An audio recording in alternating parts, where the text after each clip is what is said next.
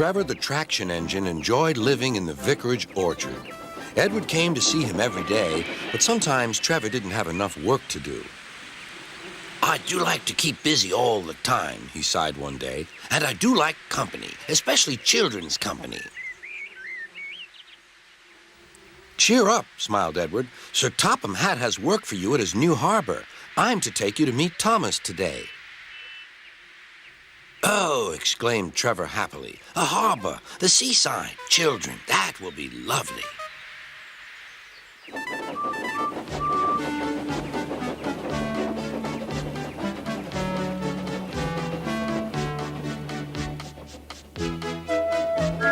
Thomas was on his way to the harbor with a trainload of metal pilings. They were needed to make the harbor wall firm and safe. Hello, Thomas, said Edward. This is Trevor, a friend of mine. He's a traction engine. Thomas eyed the newcomer doubtfully. A what engine? A traction engine, explained Trevor. I run on roads instead of rails. Can you take me to the harbor, please? Sir Topham Hatt has a job for me. Yes, of course, replied Thomas, but he was still puzzled. Workmen coupled Trevor's car to Thomas's train, and soon they were ready to start their journey.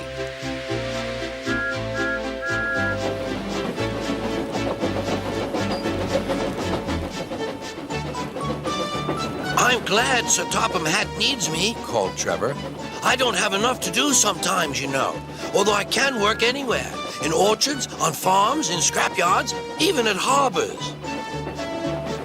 But you don't run on rails, puffed Thomas. I'm a traction engine. I don't need rails to be useful, replied Trevor. You wait and see.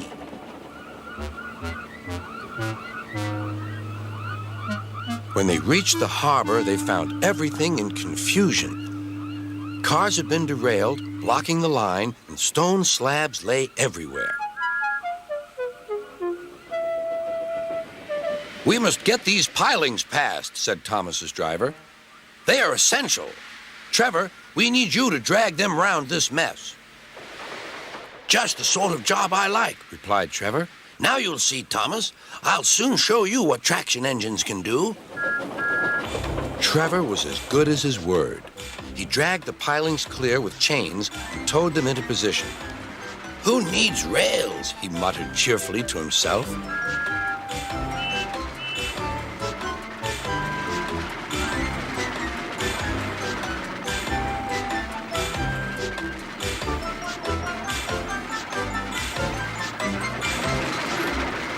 Later, Thomas brought Annie and Clarabelle to visit him.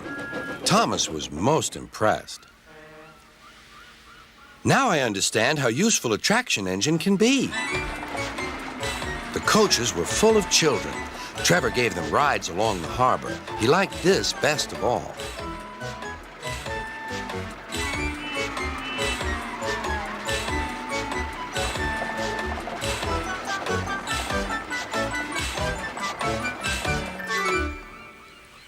He's very kind, said Annie.